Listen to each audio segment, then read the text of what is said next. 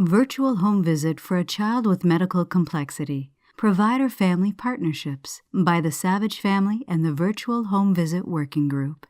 I think understanding that these are not one-time visits, these are lifetime relationships that we're building. That I think that's one of the key takeaways that I have is just that.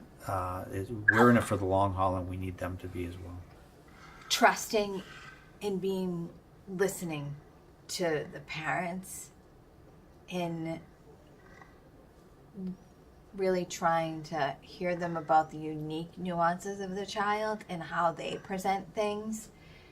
Because we've definitely hit roadblocks there. I think trusting more in our gut instincts, and obviously we're not the experts, but we know when something's wrong. Like, it's not the norm for this child, for our child. Because that is our job, because we are on the front lines on a daily basis. So I feel like sometimes there's a little bit of disconnect there. So treating it as a partnership, because we want to succeed just as much as they want to succeed. So I think it's the true partnership mentality. And then also knowing it's never that simple on the other side, because it's not just us. There is so many other entities involved, whether it is a pharmacy, a fulfillment center as far as equipment is concerned, whether it's a nursing service, whether it's school. It's just, it's not done once we leave, because we have a job that we're handling multiple parties. And then, of course, there's that crazy thing called insurance, right? And they don't make it easy. I wish they did, but they don't. And there's a ton of, I guess, the work and paperwork on our end to make things happen. Because I think they forget, we got to line up resources, or we got to make a zillion phone calls. It's like a second full-time job for us. We work full-time, so maybe, it's someone's primary full-time job.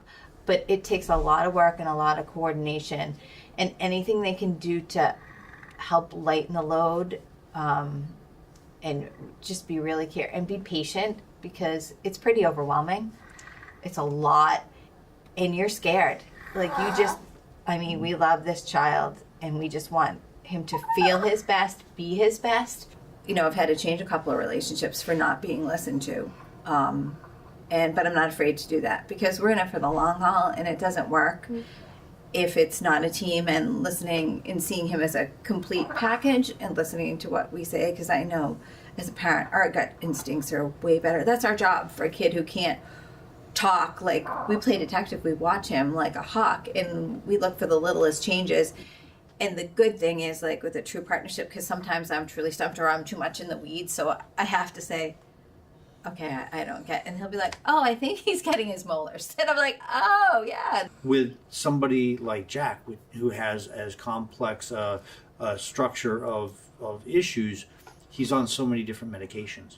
And every one of these medications is helping one thing, but it's fighting with his body for something else. I think that's the hardest, that's one thing to really echo, is that because he can't say anything, I think that's the hardest part, because most of the time and he can figure it out. But like, even with the broken leg, there was no bruising, there was nothing. He hadn't been dropped, fallen, anything. And so there was no outward sign to even think that he had a broken leg. Or any of these other things that are going on, or like, I'm hungry. He can't say I'm hungry. Or I was thirsty, or keep up with that. So in your gut instinct, and you'll push through till you figure it out. And then that's the other thing with a child like Jack. They don't call it complex for no reason, because usually when something's going on, it's not one thing. It's usually multi-layered, or it turns into something else, like hip surgery turned into a month because he got too much water. His lung collapsed from too much fluid in his body, and it was a cold blue, and then we were here. So that's what the most important, I think doctors learning to trust us and what we know, but also helping interpret the gray area. Obviously, they can't communicate, and then understanding. Usually, it's just not just a simple answer. Jack is our son, and he may not sing in the choir. He may not, ride a bike, but he giggles, he laughs, he makes us happy. He has his own personality. So he's good for the soul. He's the best thing for the soul ever. So we've had to peel back the layers of the onion, at every turn, and come up with, different things that we've had to handle, but no different than what we've had to do with our other son, who has experienced broken wrists and bumps on the head and stitches here and there, and you do what you have to do, and that's what you sign on for when you have a child. I have a sign over the door in our house and in our bedroom, and it says, "It is what it is."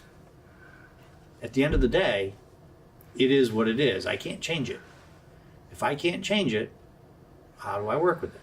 Because that's what we have to do. And so Jack is the perfect example of, it is what it is.